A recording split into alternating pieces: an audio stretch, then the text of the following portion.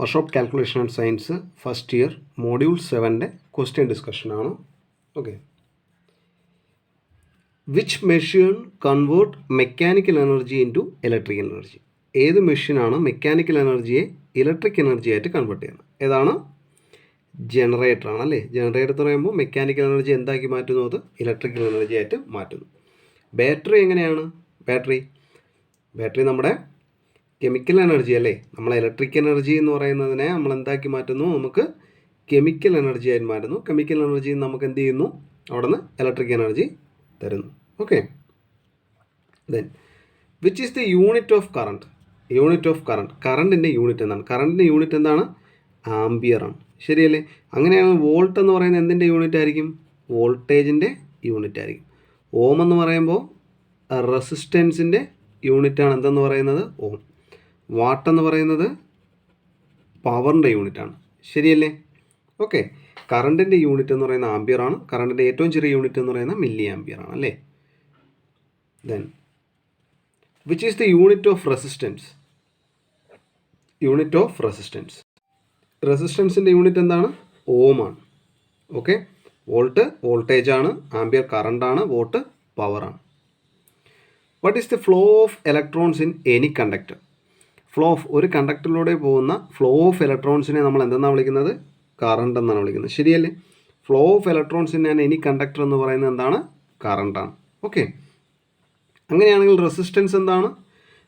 Which property of a substance is opposing the flow of electric current? Electric കറണ്ടിൻ്റെ ഫ്ലോയെ oppose ചെയ്യുന്നതിനെയാണ് നമ്മൾ എന്തെന്ന് പറയുന്നത്? റെസിസ്റ്റൻസ് എന്ന് വിളിക്കുന്നത്. റെസിസ്റ്റൻസ് എന്ന് വിളിക്കുന്നു.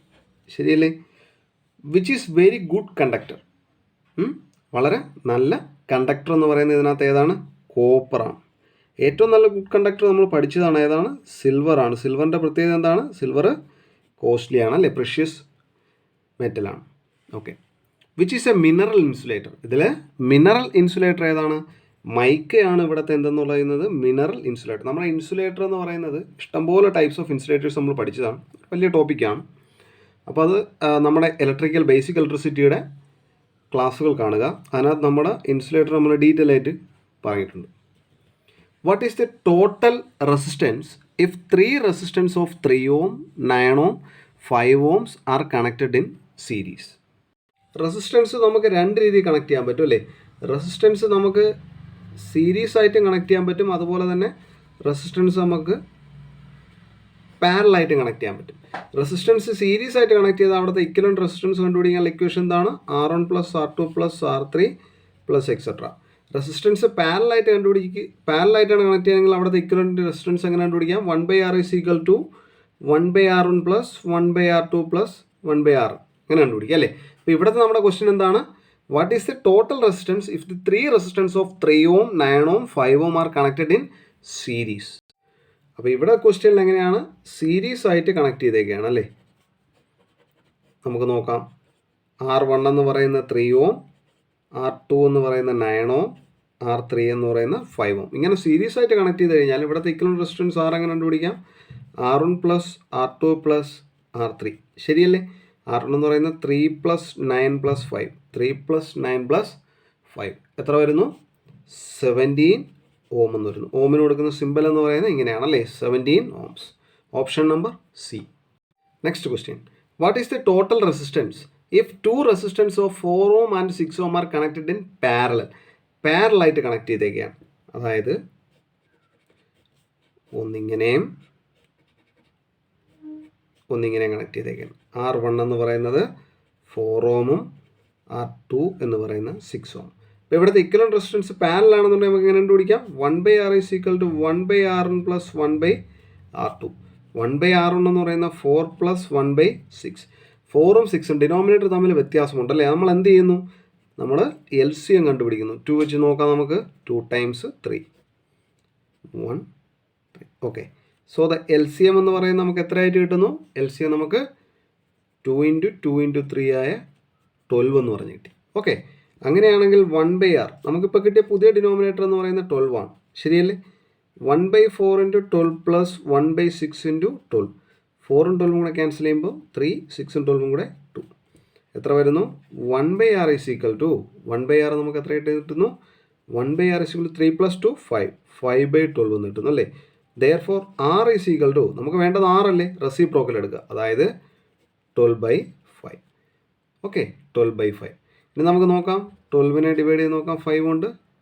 2 times 10. Okay, 4. So the answer is option number B, 2.4. Next question. What is the total resistance if 3 resistors of 4 ohm, 6 ohm and 8 ohm respectively are connected in parallel? Parallel ആയിട്ട് connect ചെയ്തേക്കാണ് അല്ലേ. ഒന്നാമത്തത്, രണ്ടാമത്തത്, മൂന്നാമത്തത്. Okay, R1 എന്ന് പറയുന്ന 4, R2 എന്ന് പറയുന്നത് 6, R3 എന്ന് പറയുന്നത് 8. ഇങ്ങനെ പാരലായിട്ട് കണക്ട് ചെയ്തേക്കാണ്. അപ്പോൾ ഇവിടുത്തെ ഇക്വലന്റ് റെസിസ്റ്റൻസ് 1/R എന്ന് പറയുന്നത് 1/R1 plus 1/R2 plus 1/R3. ശരിയല്ലേ? 1/4 പ്ലസ് 1/6 പ്ലസ് 1/8. ഇവിടെ ഡിനോമിനേറ്റർ എല്ലാം വ്യത്യാസമായതുകൊണ്ട് നമ്മൾ എന്ത് ചെയ്യുന്നു, ഇവിടുത്തെ LCM കണ്ടുപിടിക്കുന്നു. 4, 6, 8. 2 വെച്ച് നോക്കാം നമുക്ക്. 2 times 2, 3, 4. ശരിയല്ലേ? വീണ്ടും നമുക്ക് 2 വെച്ച് നോക്കാം. 1, 3, 2. സോ LCM എന്ന് പറയുന്നത് നമുക്ക് എത്രയെന്ന് കിട്ടി? 2 × 2 × 3 × 2, അതായത് 24. നമുക്ക് പുതിയ ഡിനോമിനേറ്റർ കിട്ടി. 1/R എന്ന് പറയുമ്പോൾ 24.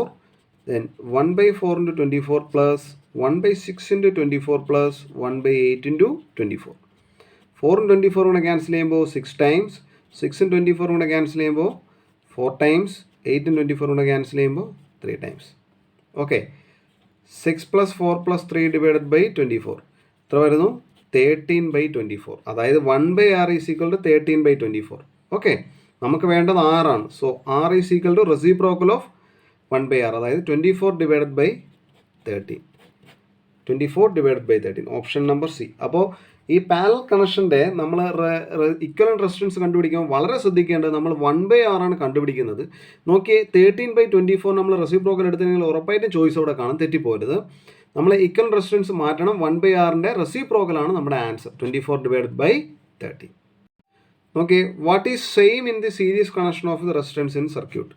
അതായത് ഇങ്ങനെ സീരീസ് കണക്ഷൻ വരുന്നതിനകത്ത് സെയിം ആയിട്ട് വരുന്ന എന്താണ്? കറണ്ടാണ് ഇവിടുത്തെ സെയിം എന്ന് പറയുന്നത് അല്ലേ. ഇവിടുത്തെ കറണ്ട് എല്ലായിടത്തും എന്താണ്? I ആണ്. ഓക്കെ, സോ സീരീസ് കണക്ഷനകത്ത് സെയിം ആയിട്ട് വരുന്ന എന്താണ്? കറണ്ടാണ്. Next question. Which law states that at a constant temperature, the current passing through a closed circuit is directly proportional to the potential difference and inversely proportional to the resistance? അപ്പോൾ constant ടെമ്പറേച്ചറിൽ current passing through a closed circuit is directly proportional to potential difference voltage and the current is inversely proportional to എന്താണ്?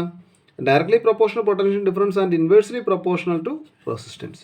ഇതാണ് condition. ഇത് ഏത് ലോയാണ് പറയുന്നത്? Okay, I proportional to V/R എന്ന് പറയുന്നത് ഏത് ലോയാണ്? ഓംസ് ലോ ആണ്. ശരിയല്ലേ? ഏത് ലോയാണ്? ഓംസ് ലോ ആണ്. നമ്മൾ പഠിച്ചല്ലേ V = IR എന്നുള്ള ഇക്വേഷൻ. അതിൽ വെച്ചിട്ട് നമുക്ക് എന്ത് ചെയ്യാം? I = V/R എന്നും പറയാം, അല്ലെങ്കിൽ R = V/I എന്നും പറയാം. ശരിയല്ലേ? Okay, what is the resistance? എന്താ കണ്ടുപിടിക്കേണ്ടത്? R കണ്ടുപിടിക്കുക. I തന്നിട്ടുണ്ട്. I എത്രയാണ്? 11.5 ആംപിയർ. വോൾട്ടേജ് തന്നിട്ടുണ്ട് 380 വോൾട്ട് എന്ന് തന്നിട്ടുണ്ട്. ഓക്കെ, ഇത്രയും നമുക്ക് തന്നിട്ടുണ്ട്. നമുക്കറിയാവുന്ന ഇക്വേഷൻ V = IR. അതിൽ എന്താ കണ്ടുപിടിക്കേണ്ടത്? R ആണ് കണ്ടുപിടിക്കേണ്ടത്. So R = V/I. ഓക്കെ, അതായത് എന്താണ്? 380 ഡിവൈഡഡ് ബൈ 11.5 എന്നുള്ളതാണ്. ഓക്കെ, നമുക്ക് ഡിവൈഡ് ചെയ്ത് നോക്കാം. 380 ഡിവൈഡഡ് ബൈ 11.5. അപ്പോൾ ഇവിടെ നമ്മൾ ഡെസിമൽ മാറ്റാൻ വേണ്ടി ഒരു 10 കൊണ്ട് മൾട്ടിപ്ലൈ ചെയ്തു, മുകളിൽ 10 കൊണ്ട് മൾട്ടിപ്ലൈ ചെയ്തു. ഓക്കെ, അപ്പോൾ നമുക്ക് 1115 × 3 നോക്കാം. 345. Okay, 3 times 345, then balance 35, 0, then വീണ്ടും 3 times. Okay, 345, balance 5. Okay, so the answer is 33 ohm. ശരിയല്ലേ? നമ്മൾ ആൻസർ എത്രയാണ്? 33 ohm. What is the current? Current കണ്ടുപിടിക്കുക. R റെസിസ്റ്റൻസ് 50 ഓം ആണ്, 220 വോൾട്ടേജ് ആണ്. കറണ്ട് കണ്ടുപിടിക്കുക. ഓക്കെ, R 50 ഓമാണ്, V 220 വോൾട്ടാണ്, I കണ്ടുപിടിക്കുക. V = IR, I = V/R. V എത്രയാണ്? 220/50. ഈ രണ്ട് 0 ക്യാൻസലായി പോയി, ശരിയല്ലേ? ദെൻ നമുക്ക് 524 എത്ര ടൈംസ് ആണ്? 522 5 4 times 20 times 2.4. Okay, so the answer is 4.4 ampere. Option number D. ശരിയല്ലേ? Next question, what is the voltage? Voltage കണ്ടുപിടിക്കുക. R തന്നിട്ടുണ്ട്, എത്രയാണ്? 250 ഓം. I തന്നിട്ടുണ്ട് 0.44 ampere. Okay, V = IR. I എത്രയാണ്? 0.44 × 250. ഓക്കെ, നമ്മൾ ചെയ്ത് നോക്കാം. 25 × 44. 25 × 44 എന്ന് പറയുമ്പോൾ 0 0 1 then 11 00 എന്ന് കിട്ടിയല്ലേ? 11 00. ഈ ഒരു 0 കൊടുത്തു, ദെൻ 2 ഡിജിറ്റ് മാറ്റി പോയിന്റ് ഇട്ടു. So the answer is 110 volt എന്ന് കിട്ടിയല്ലേ? 110 volt. Okay, next question, which statement is correct according to Ohm's law? Ohm's law അനുസരിച്ച് ഏത് സ്റ്റേറ്റ്മെൻ്റ് ആണ് കറക്റ്റ്? ഓംസ് ലാ എന്താണ് പറയുന്നത്? I = V/R, V = IR, R = V/I അല്ലേ? ഇതല്ലേ? ഇതിലേതാ നോക്കിയേ? I = V/R ഉണ്ടല്ലോ. ഓപ്ഷൻ നമ്പർ സി, ശരിയല്ലേ? Next question, what is the filament resistance if A 6 volt bulb draws a current of 0.5 ampere? Filament resistance കണ്ടുപിടിക്കുക. Voltage 6 വോൾട്ടാണ്, current I എന്ന് പറയുന്നത് 0.5 ampere ആണ്, ശരിയല്ലേ? നമ്മൾ എന്താ കണ്ടുപിടിക്കേണ്ടത്? റെസിസ്റ്റൻസ് കണ്ടുപിടിക്കുക.